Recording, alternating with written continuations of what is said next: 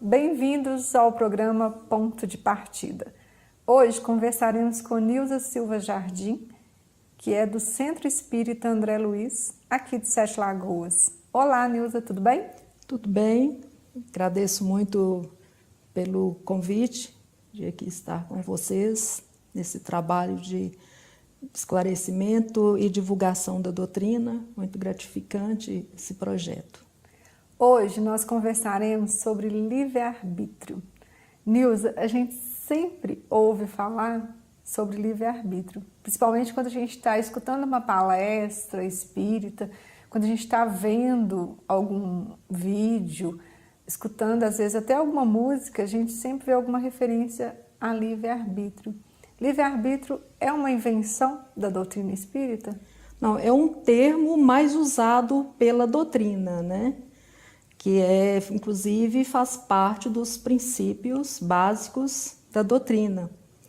E é uma faculdade, é um dom, é uma liberdade que Deus concede a todos, né, nas suas escolhas, tanto para o bem quanto para o mal, né?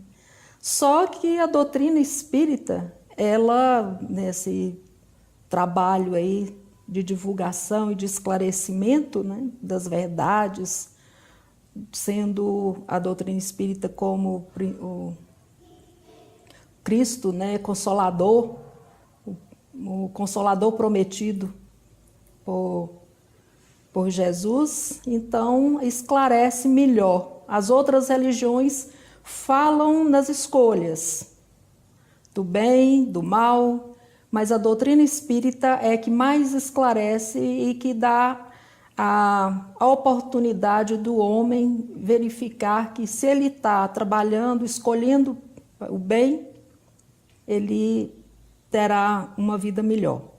Ô Nilza, quer dizer então que todo mundo tem livre-arbítrio? Todos nós temos.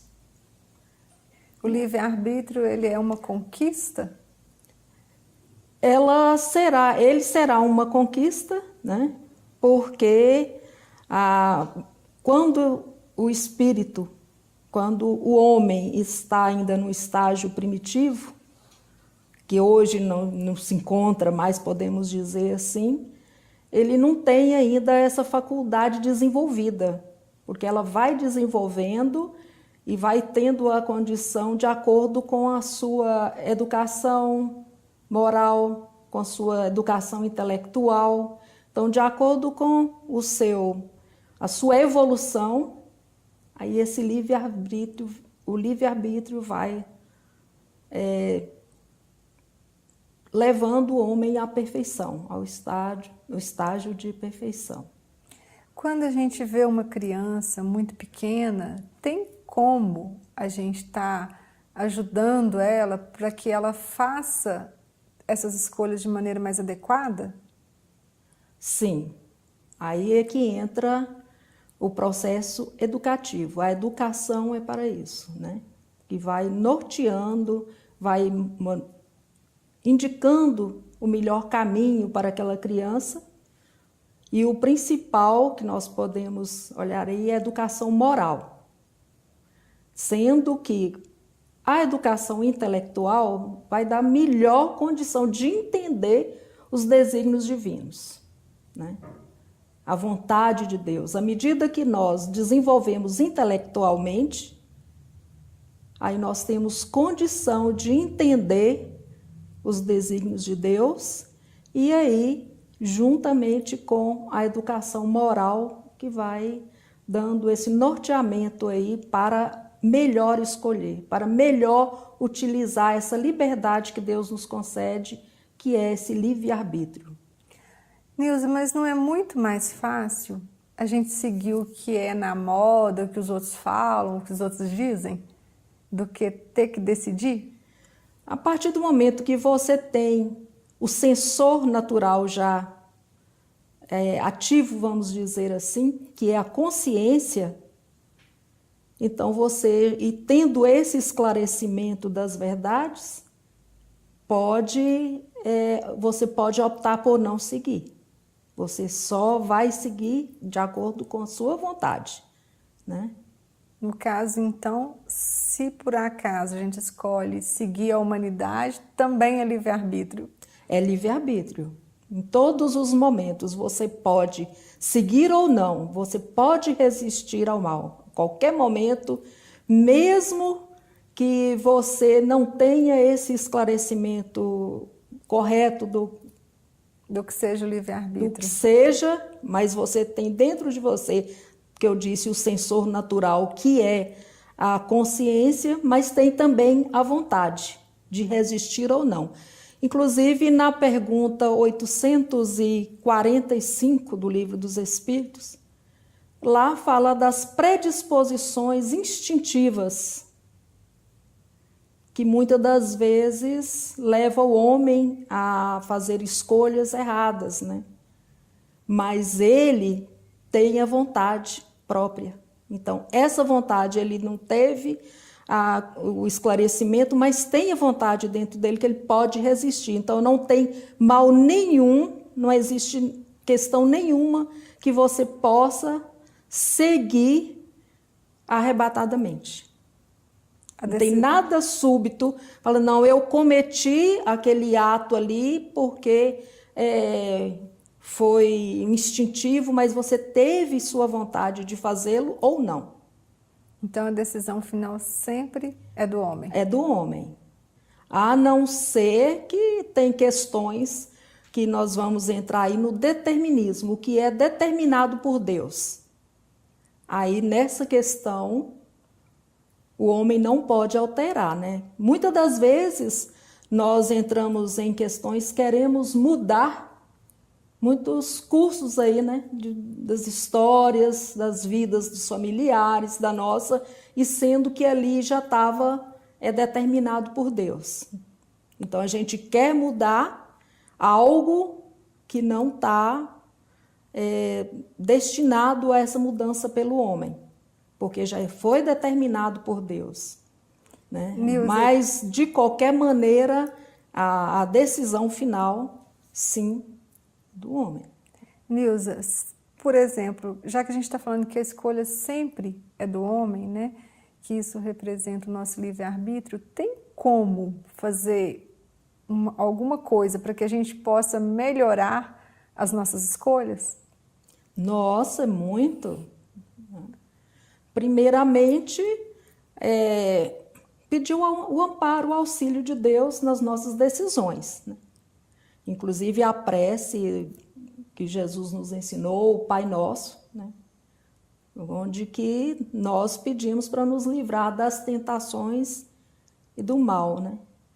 Pedir a Deus para as decisões acertadas e buscar essa reforma íntima, porque tem muitas questões que nós trazemos do passado de outras reencarnações e que nesse momento aí elas vêm, as provações, as expiações, e que precisamos de ter muita resistência aí, para não incorrermos no mesmo erro.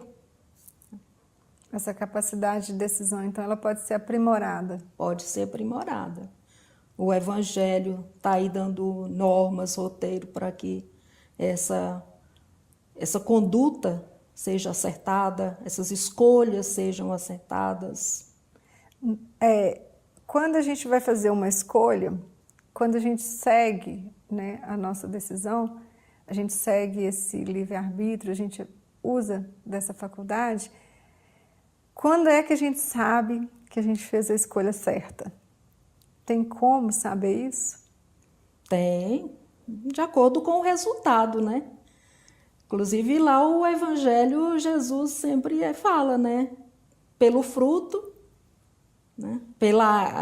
O fruto se conhece, né? Sabe de onde que veio, né? A árvore, né? Então, uma árvore boa vai dar frutos bons. Então, aí nós vamos saber se foi para o bem, se não houve prejuízo para ninguém. Então, a escolha foi acertada. Sua consciência também vai te dizer. Se a escolha foi certa, então tudo bem, o fruto é bom. É. Mas se no meio do caminho a gente descobrir que a gente fez a escolha errada? Mesmo assim, a misericórdia divina, ela é imensa e ela ainda permite você consertar, que não seja nessa vida, mas pode ser na próxima ou em outra reencarnação. Então, Deus não nos dá o tempo para esse acerto, para esse conserto aí das decisões erradas, mas Ele sempre nos permite que consertemos. E quando a gente, por exemplo, está num grupo, a gente está numa empresa, que as decisões muitas vezes não são tomadas por nós, a gente segue decisões dos outros. A gente é responsabilizado também? Não, aí se não depender de você, o que não depende da nossa decisão, da nossa escolha, o outro é que vai responder. Mesmo que isso cause prejuízo. Você pode interceder, né? Pode interferir aí no caso de buscar uma melhor escolha, uma melhor conduta. De tentar mas reverter. De tentar reverter. Porque aí, como eu disse anteriormente, sobre a consciência.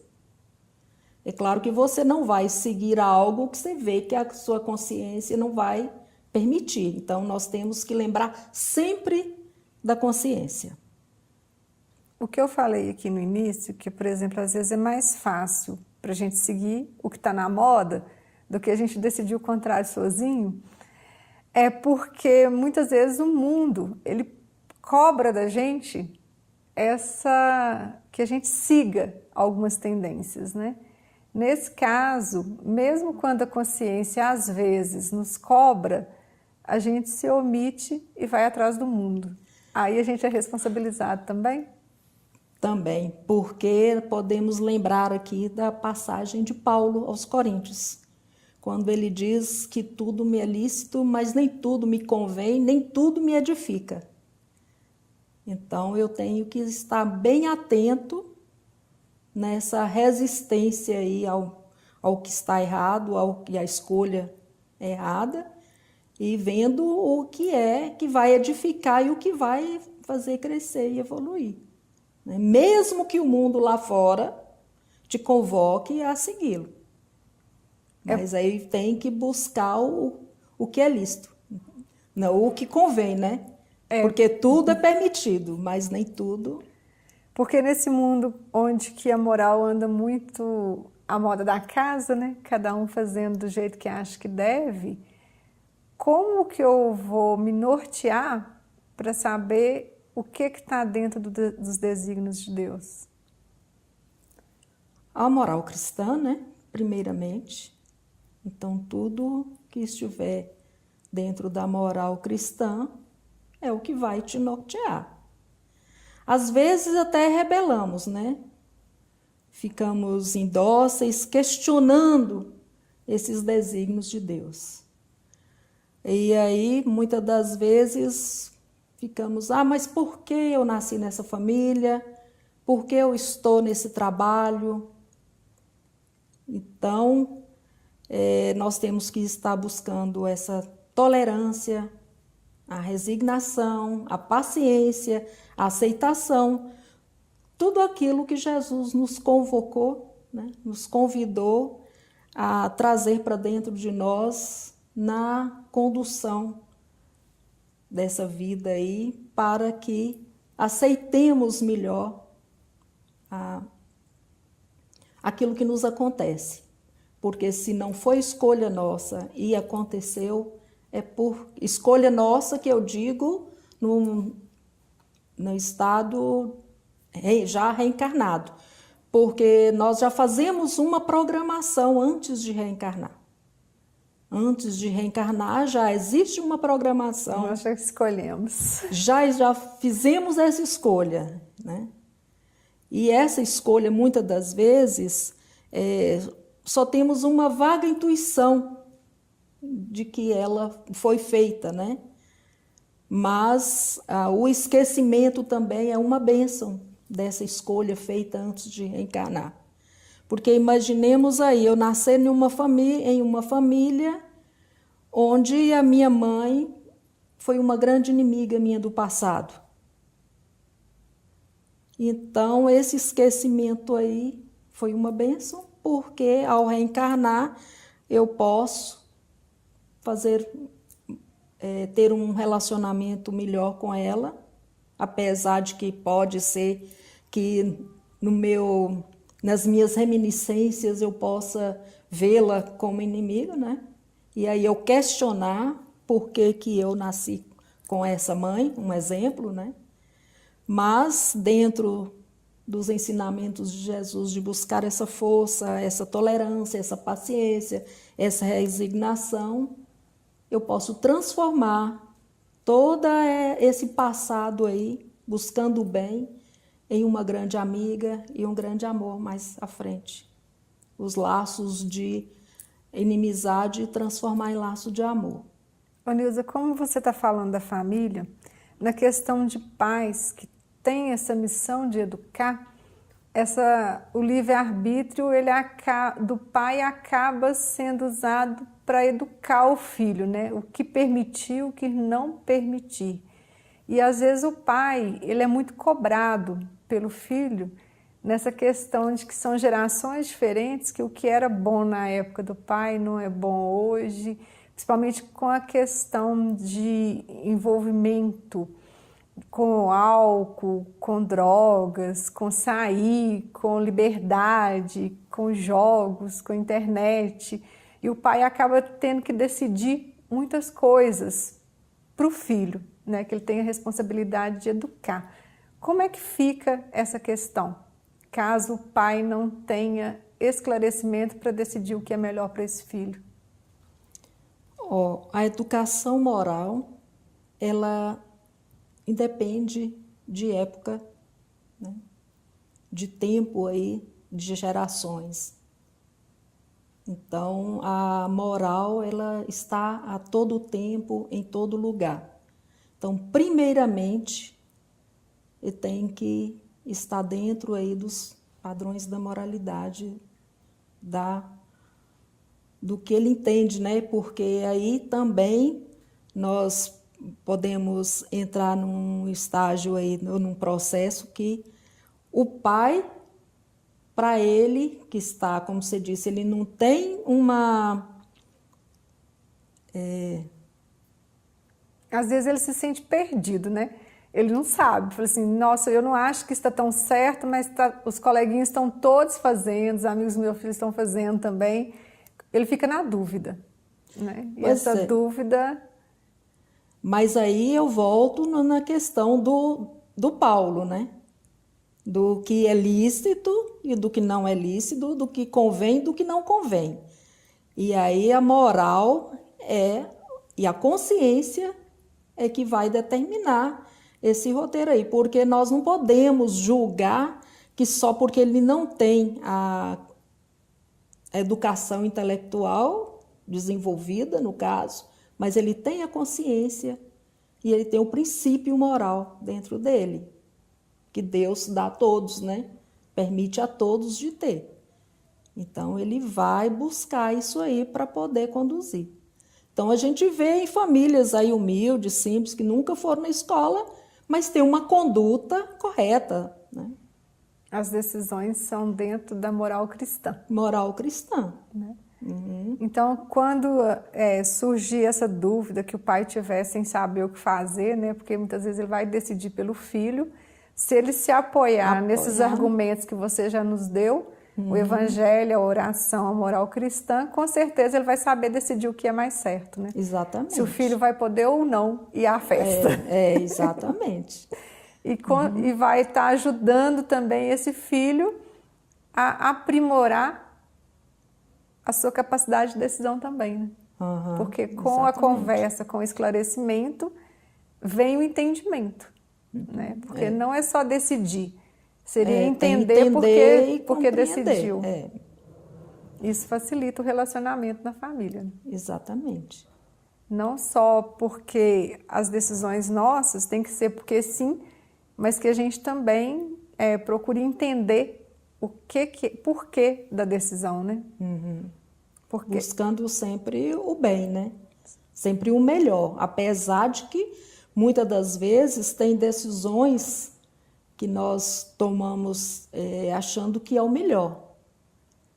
E aí é onde que incorremos em graves erros familiares, porque eu quero tomar uma decisão para um membro da família e que aquela decisão caberia a ele ou que não era o melhor para ele, né? Então, muitas das vezes, nós buscamos, erramos, né, por tomar decisões que não seriam o melhor para o outro, né? Aí a gente vai além do que seria de nossa responsabilidade. Além da... Interferindo no que é de responsabilidade do outro. Interferindo na responsabilidade do outro, ou interferindo em questões que só permite Deus mudar, né? Alterar. Nilza, o livre-arbítrio ele nos ajuda em quê? Né? Assim, parece, a gente conversando, a impressão que a gente tem é que o livre-arbítrio não é tão bom assim decidir, né? Que seria melhor se a gente vivesse e alguém decidisse por nós. Mas isso tem algum... Você falou que faz parte dos princípios, né? Da doutrina espírita. Então, quer dizer que é algo que é importante. Eu posso dizer que o livre-arbítrio ele não é pleno, né? Porque ele tem limites, né? Então, existem momentos que, no caso aí, você tem que usar do seu bom senso aí para poder fazer sua escolha, né? Então, essa faculdade aí da escolha, ela, se não houvesse, se o homem não tivesse o livre-arbítrio, ele seria uma máquina, um robô, conduzido pelo outro. Aí também não teria o mérito de suas escolhas, suas ações, de seus atos.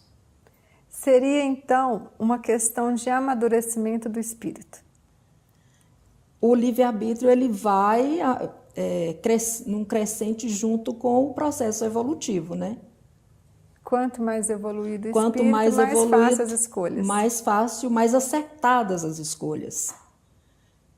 Porque é só no estágio da simplicidade, da ignorância do espírito na sua criação é que ele ainda está preso ao instinto. Mas a partir do momento que o homem sai desse princípio instintivo, ele já começa a fazer uso do seu livre-arbítrio, tanto para o bem ou para o mal. Para o bem, à medida que ele vai evoluindo e buscando esse conhecimento aí, que eu disse, a educação intelectual e a educação moral, a reforma íntima. Então, ele vai alcançando essa plenitude aí das escolhas acertadas. Nilza, quando a gente vê pessoas que já nascem doentes, às vezes com questões assim de limitação intelectual, que a gente vê que ela não consegue, às vezes, muitas vezes, nem se expressar. Ali também está presente o livre-arbítrio? Ou ele pode ter sido cerceado por um tempo? Aí ele foi cerceado, porque não tem vontade própria, né? Ele não pode, se ele tem a limitação intelectual, aí ele está cerceado. Então alguém tem que estar conduzindo, tem que estar orientando, né? E isso também, no caso desse cerceamento dessa liberdade de escolha, é para estar ajudando esse espírito no processo de evolução também? Também. O que a pessoa aprende quando ela não pode escolher? Aí teve essa limitação por um tempo, né? Porque é temporário essa limitação. Nós sabemos que é só na parte física, porque em espírito ela tem consciência do que está ocorrendo, do que está acontecendo. Então, são as experiências que ela está adquirindo e está guardando para uma próxima existência. No caso... Então, não fica em vão essa experiência aí de estar com essa limitação intelectual, mas o espírito está guardando as experiências. No caso, então, ela pode estar aprendendo humildade. A resignação, a tolerância, a aceitação, apesar de ela não poder Se expressar. se expressar, né? Não poder demonstrar aí qual que é a sua escolha, qual que é a sua vontade, mas em espírito ela sabe, ela está sabendo e está guardando. E, como você disse, toda escolha nossa vai gerar uma consequência, né? Um fruto bom ou não.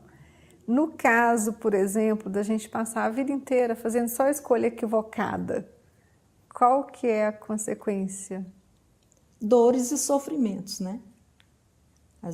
As provas e expiações para próximas existências, próximas reencarnações, outras reencarnações.